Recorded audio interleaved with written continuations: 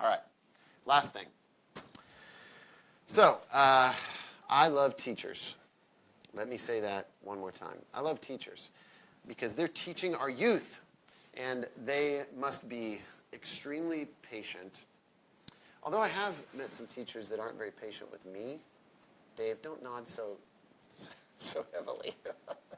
No, but seriously, their teachers are doing a hard job.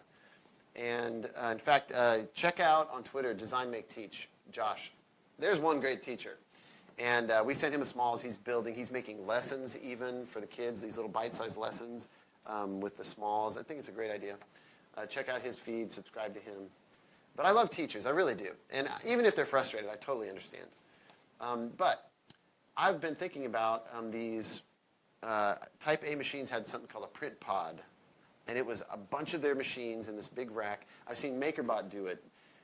MakerBot says, hey, we're for education. And so they put a bunch of their printers on this big shelving system. And other manufacturers have done the same. So I thought, wait a minute, I have small printers. I want to put printers on a cart as well. So I had a couple of things that I wanted to do with that. Number one, my printers are less expensive than most printers. This Smalls is definitely less expensive than most printers. And I really think that when you get the most benefit when, you don't have to really show this, I'm just kind of using it as a talking point. When 1, 2, 3, or 4 kids can rally around this little printer. 3 would be nice because look, a side here, and a side here. So you could even have a guy behind. But the point is, it's really open, so kids can gather around a simple desk, just a small desk, and it fits on a small desk, like a MakerBot or an Ultimaker or a Taz. They're very large, and they're not very portable. We build ours with handles. A foot fell out. I'm going to talk about that in a second. But anyway, they're small, they're portable, and you can get a bunch of these on a cart. So I have a cart that I want to show you. Now, this prompted me to show you one other thing I fixed. Look at this. I got some complaints. Here's the last confession. People, in fact, my customer support guy, Ian, in the UK, he said, Brooke, these little feet, I don't know his exact words, but he basically told me they're a nightmare. And, I don't disagree. It made me laugh when he said it because I couldn't find something that was really, really elegant and small and inexpensive. But I got a fix. These little guys do pop out. And the reason they pop out is because they grip really well. And when you drag it along the table, they might roll out. It's just soft rubber. Now, you want rubber feet. Now, you could do Ninja Flex or whatever. And you could design something better than what I found on McMaster-Carr. But here's what I did. Look at this. I put a screw. Can you see this right here, Dave? This is really small. Get in tight to this guy. I put a screw in the top of mine. And so it's impossible. The next thing that's going to happen with this foot is not that it's going to pop out. It's either going to break off, I'm going to shear it off, but it ain't coming loose. So I put, can you still see what I'm doing? There's one here. There's one here. The tolerances are really tight on the front here, so I had to slice off the top on this one. See how it kind of looks like I chewed it up? So I put a little screw on this, cut off the top a little bit so it would clear that. And I did the same over here on this side. You can't see it because I had to take the bed off to do that one. I put 4 little itty-bitty wood screws or plastite screws, and I locked those feet in. So if you hate my design, you got 4 little screws, you can fix that. But anyway, so these guys are portable. They're great for classroom. And I just want to show you what a cart with 12 of these smalls would look like. So come over here, Dave. So I haven't finished this cart. Is the backdrop distracting? Should I move this at all? Is that any better? Okay. So this is a cart you can get off Amazon for, I don't know. Do you know how much this was? No, I didn't know that's where it came from. It was either 25 or 50 bucks. It was pretty cheap. It's just your basic kitchen storage wire shelf. We got this in. It's cheap. It has rollers. So let's say it's $50. I don't remember what it is, but we'll when we get the whole design done, we'll post links. Now I have I don't have 12 on here right now, but we have 4 racks and 3 of these smalls fit across. Now, one thing is it is wire, so we've got some mat that we're going to try. And if the mat doesn't work, I'll do some acrylic or I'll do some simple wood shelves because, you know, it's like not going to be very sturdy on wire rack. So we're going to put some wood down or something for these shelves. Now, you could do 9. And by the way, we've got these shelves spaced so you can still use, I don't know if you know this, but the Smalls has holes for the spool rack. You can order one of those and it'll bolt right up to the Smalls. You can also print one if you don't want to just print one. Those files are online. I think Imagine has them. But anyway, so you can get our typical rolls in, and you'll have room for 1, 2, 3, 4 racks with spools, so you don't have to put spools on a separate level like some manufacturers do. They fit right on the printer with this little rack. And what else? So we'll, like, just real, what is it, 5:10 already. Gosh, I'm running long again. Sorry about that, Dave. Anyway, so we'll put strips on the back here, power strips. We'll probably just zip tie some power strips and power cables. And this sucker rolls around. Now, it fits through a door. We're going to, I've configured one of these, or at least tested, the Simple Pro as well. Now, the Simple Pro, you can only get 2 on each shelf, and you can only use 3 of the shelves, because we thought the bottom shelf would be useful for some other storage, like a toolbox, or, you know, for some of your 3D printing tools, maybe some extra filament. But 2 per shelf, and if you want to get creative, you can actually put 1 Simple Pro back here.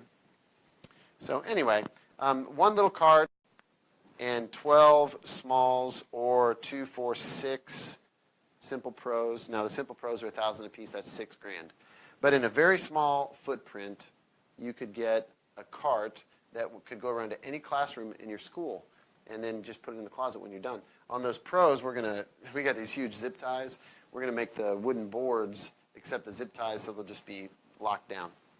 On these Smalls, I haven't considered it yet, but I think maybe we also need to secure them so that kids can't walk off with them, or at least they won't fall off when you're moving through the wall. But I thought it was compelling that if you go with PrinterBots, and in this case the Smalls, 12 Smalls are how much? What, $3,600? Something like that, yeah. Is that right? 12 times 300-ish, 3,600. $3,600 is, you can buy one printer for $3,600, or like a MakerBot and a half, or a Ultimaker and a half, or an Ultimaker 3 and some filament or something. But a couple of Taz's, and you got these big things that you don't know where to put them. They can't move around. They don't fit on a cart easily. This is a very narrow cart, fits through a door, and you got 12 printers. You can go to any room. So I think it's pretty compelling for schools because they're small, and the Simple Pros even fit on this same thing. Simple Pros hang off just a little bit, so we might have to make our shelves a little bit wider. But anyway, I just wanted to show you that. I'll deck this out, finish all of the accoutrements that go along with this, and we'll show you that when it's finished. All right, that's pretty much it. A little long. I shoot for half an hour, and then I talk too much. So, any questions? Yep. The heat bed will not work anymore, though, according to customer service, regarding... You were talking about G2 with Smalls earlier, Oh, right. and so our product page says it's not a drop-in replacement for the G2. Okay. Because the heat plate doesn't work unless you know how to Yeah. develop it. Well, here's the good news. The heat bed for the G2 is now, it works. So we have a product, I think it went live last week during the show, right? The G2, I mean the PrinterBot Simple Pro heat bed went live. And that is, I don't know the dimensions. I'd have to show it on here. But that means all the firmware stuff that we had to do to get a heat bed to work with the G2 is finished. And so you can indeed use other heat beds with the G2 board. So if you have one of these heat beds, it will work. So it will work. It's just that Dave or whoever was writing the web page might not have known that. So there's a 6x6 in this heat bed here. It uses on the Play Y upgrade, the Smalls X upgrade, comes with the 6x6 heat bed that will indeed work with the G2. Now you have to have our latest firmware, which I think has been out for a while, so it shouldn't need to be reloaded. But we'll be sure and update that link. Now, by the way, the Tiny G guys, they update the PrinterBot code is in the main, I believe it's in the main branch. If it's not, there's a separate repository on GitHub, and you can update the firmware on your G2 with just a USB cable and a Mac. I know, right? No Windows, but that's the way it is. Or we can swap out your board with one that we've uploaded the firmware here. So anyway, the heat bed and the G2, now they go together, now they work. In fact, Autodesk, Garen at Autodesk was inquiring about that, and he was like, hey, I've been waiting for the heat bed. And last week I showed you, not only do we have the heat bed for the G2 and the Simple Pro, but we also have these flexible plates, print plates. And I saw that we got our material in, and so we're going to show you examples of those on all of the various sizes of print beds that we have. But we do want to give the option for even the smalls, if you want a heat bed and a flex plate or a G2 board. We're trying to make everything work together. Any other questions?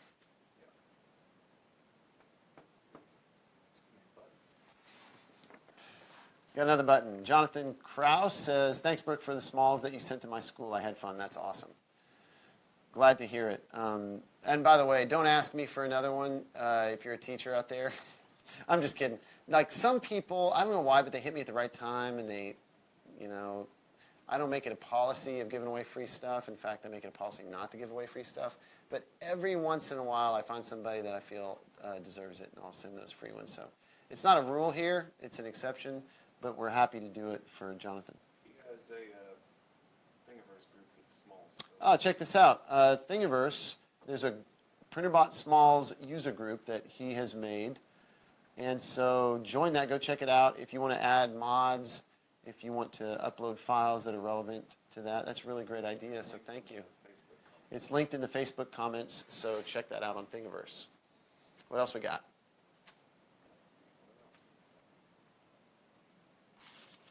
Bradley White says, special edition Smalls coming soon. I may have missed it if it is out already, so check this out.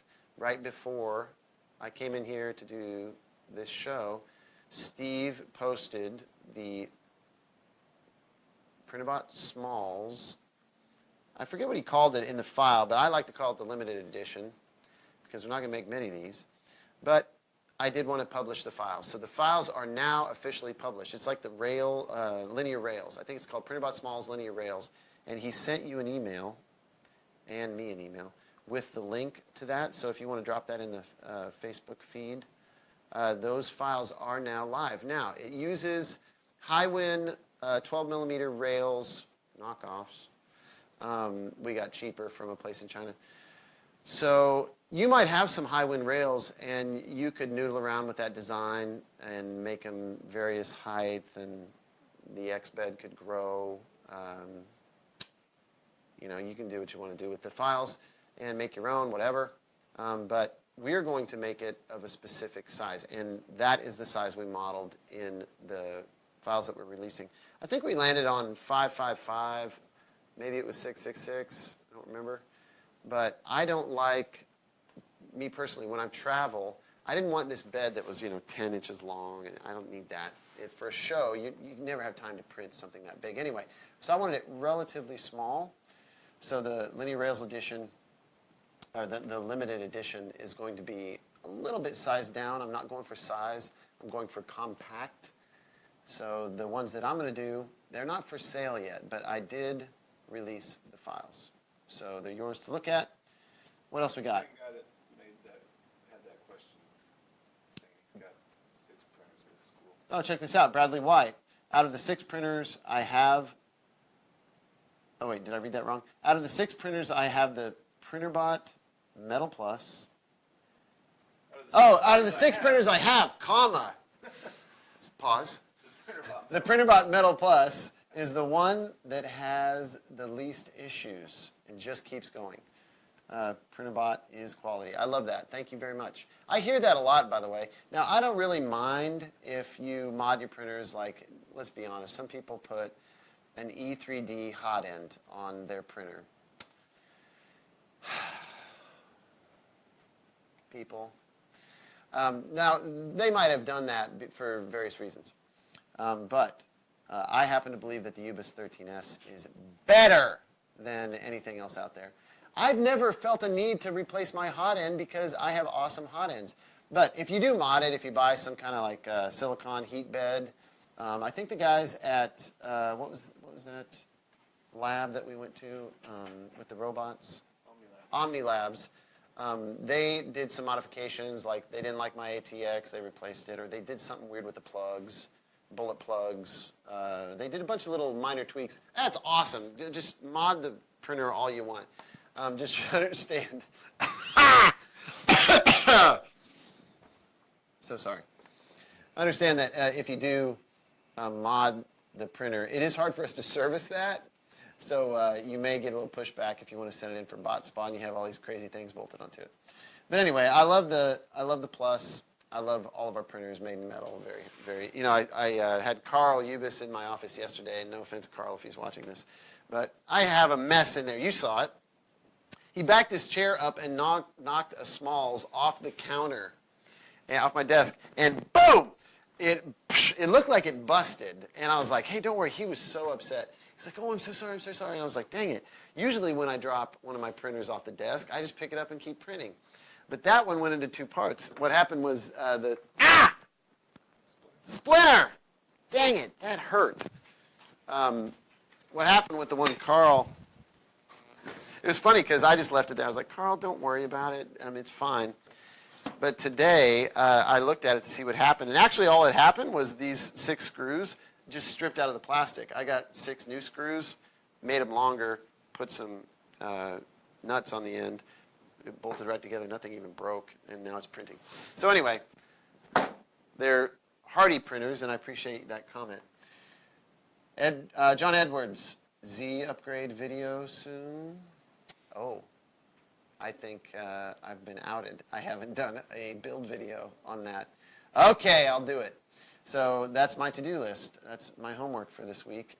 I will take a base Smalls, and I will show you, and by the way, we might as well do the other one too. I will show you how to upgrade it to this. Okay, fair enough? I'll do a little build video. Now that last one was intended to be entertainment, but as I understand it, some people are using that for the build video. And it can be frustrating if you do that because we don't really get in tight. This was just like me talking about it, stories and stuff. But we'll try to do a better job of getting tight shots. So if you do want to use the video for the Z upgrade and the X upgrade, you'll get some nuance, tight shots. So if you want to, you can use that as the build video for that. But again, we have these drawings, so you don't have to listen to me if you go to the drawings, which is a bonus. So what else we got? Brian Patterson. Brian? I know Brian Patterson. Let me life cast your feet, Brooke. What does that even mean? Let me life? You mean live? I think you Oh, life? Wait, what does that mean? a cast of your feet. So A cast of my feet? So you can do those as feet on the... I'll make you some new feet for the small. Well, with my scanner, I'll just scan my feet and release the files. That is funny and very weird, I must say. All right, Dave, we got anything else? Brian, good to hear from you. You got to come see me, man. Another one? Krause. Jonathan Krause. How do I fix ribbing on my school's Smalls? Okay, so when I don't build your printer, man, that splinter's killing me. When we don't build your printer here, in other words, it's a kit, so you have to build it. There is some nuance, and I talk about this in the video. So check this out. This particular thing, we've got a stack of materials. I won't get into this real deep. But you've got a plate back here. You've got bar ends holding bars. Then you've got bearings sandwiched between 2 plates. Then you have, on that last plate, you have the Acme nut. Now, that's a lot of variables in the mix. At the bottom, you have a printed part that's bolted to a plate, so the position of that, there's a little bit of slop in the holes so you can get the screw in. So that is going to, this plate here is going to bolt to that printed part. So even in the printed parts, sometimes there's a little bit of a variance between printers. By the way, we're trying to notch that down so we have less variables in our prints. We're doing a little bit better QC. So all of these are going to be printed on the same printers. But anyway, so you got this plate bolted to that. You got these bars bolted to that. This is a printed part. So you can see how the stack starts to add up. And then you got your motor mounted to that printed part. So here's what's happening. The nut and the motor shaft, by the way, you have to install your own Z-coupler, and you can make mistakes there too. So that Acme nut hole needs to be perfectly aligned with the Acme rod. So some people see ribbing in their prints, and if you look at it, sometimes it'll be exactly the same kind of spacing as these threads in the Acme threaded rod here. So when you see, oh wait, that's ribbing in my Z, and I can mesh it right up to the threads, this must be bent. And people are like, my rod's bent. Well, that's not always the case. In fact, rarely is the case. Now you can bend these bars. They're 1/4-16 bars. They can be bent. Here's how you check if they're bent. You get a flat surface, and I'm talking about not your, if you have a flat desk. This table isn't flat, so I couldn't test it on this. I would go out to my granite tabletop, or if you have a granite kitchen counter or a very flat desk or glass, you can take this out and roll that Acme rod on that glass. And if it's perfectly flat and it's rolling really well,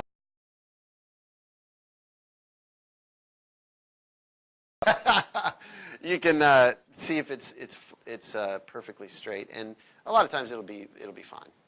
But the problem is this nut is not perfectly aligned with that motor shaft. If you get off just a little bit, you'll see a wobble in that rod. Now, some wobble in this threaded rod is okay. Why?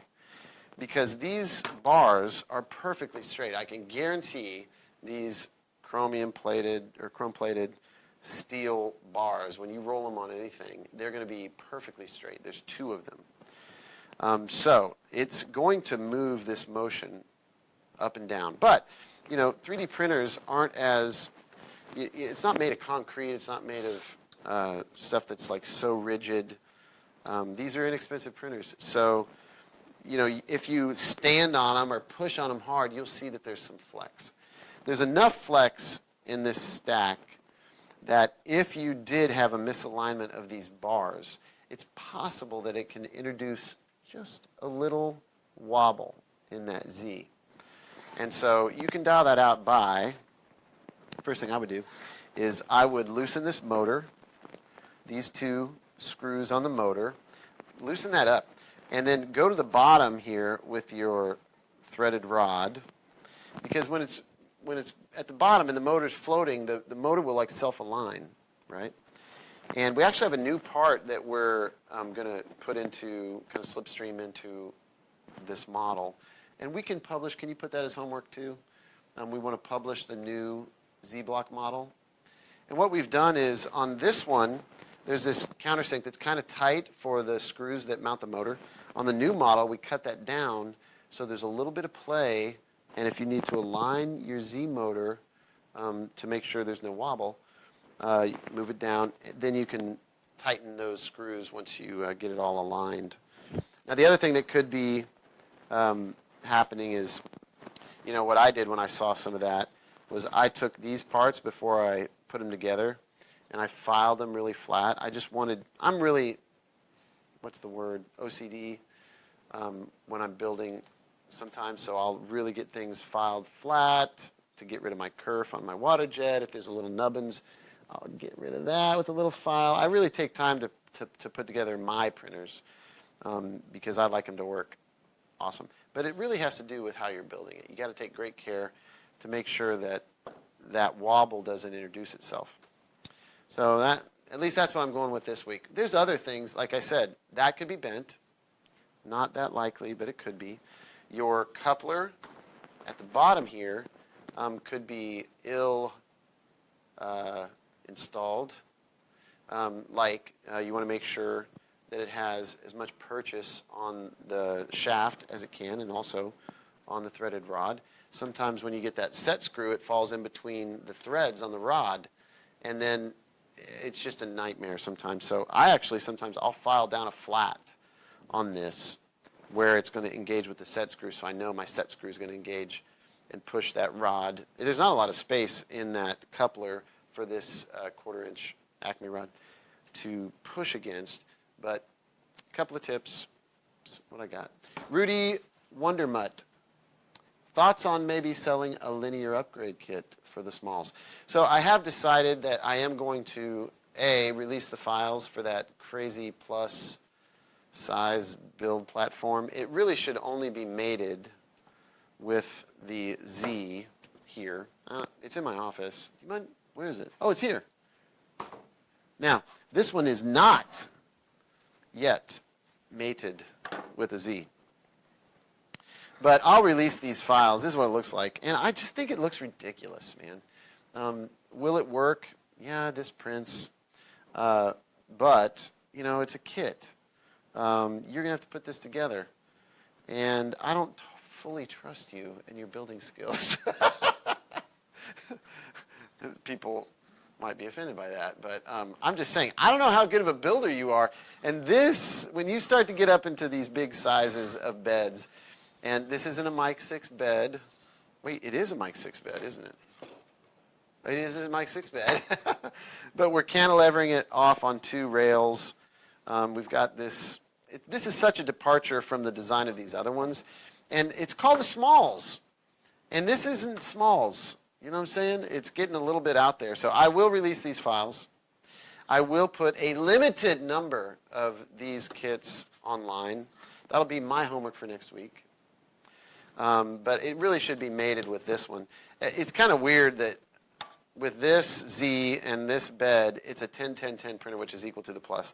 And it's not going to cost as much as the Plus. But please, people, don't assume that this plus this is going to be perfect prints the first time out of the gate. It's not.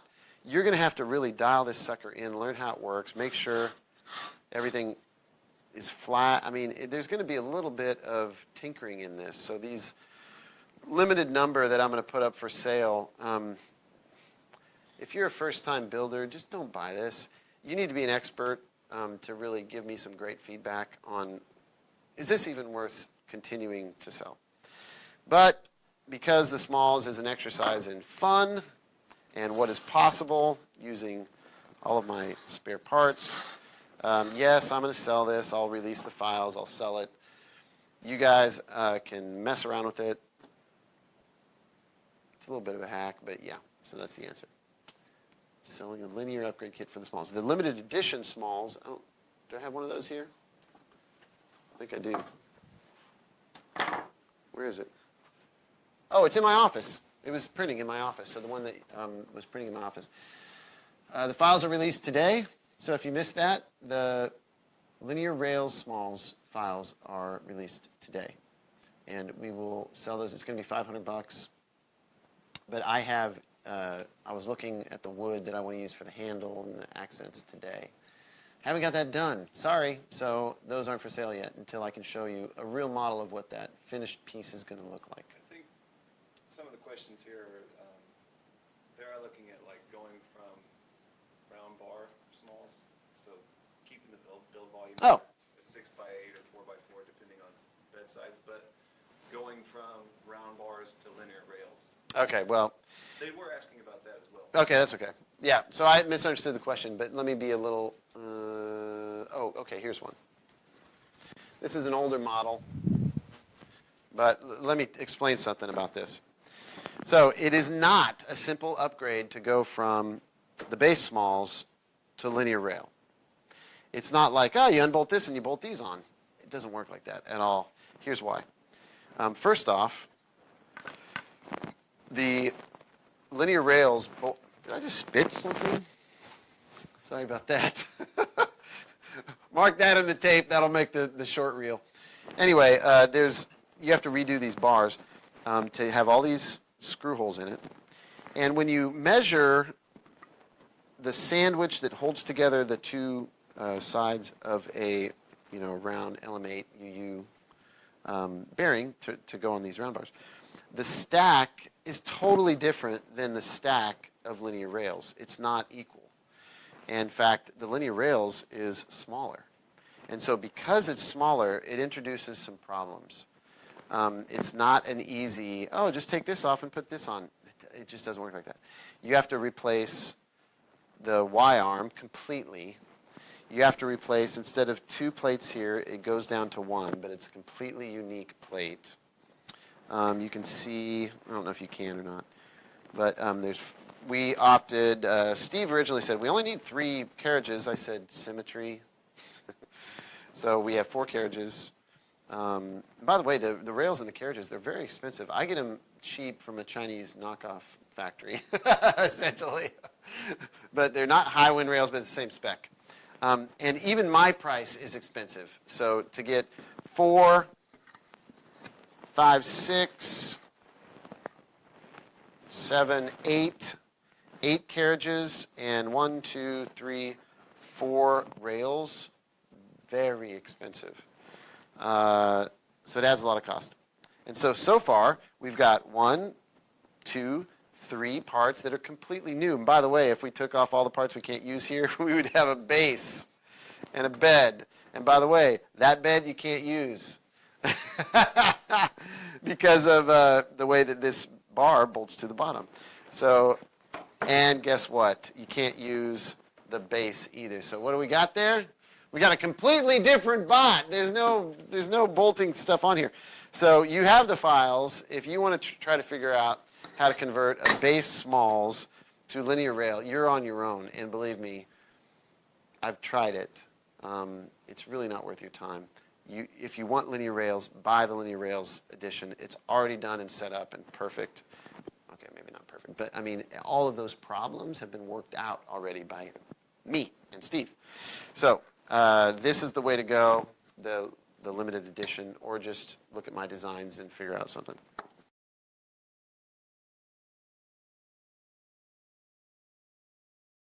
I don't have the other one, but there's a big machine part in there. The limited edition is worth the money because all of those problems go away, and you pay a little bit more, but you get the linear rails.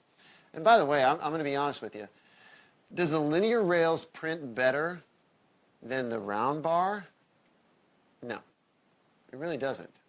It is more rigid, so I find that there's a little more like peace of mind, and like I'm not an official engineer, but an engineer type. I just love the linear rails, man. I mean, it's so rigid, it's shocking. I mean, it is rigid. You can, like on this, where you, just visually, so if I press on this, you can see it move. When I press on this, same force, you don't see it move. I mean, it is solid. So just like peace of mind and awesomeness, but you can dial in the prints on the base just as well as you could on this. So it's overbuilt. But all right, that's it. What else we got? This is getting too long. So guys, it's 5:37. This has been the first time I've been on time.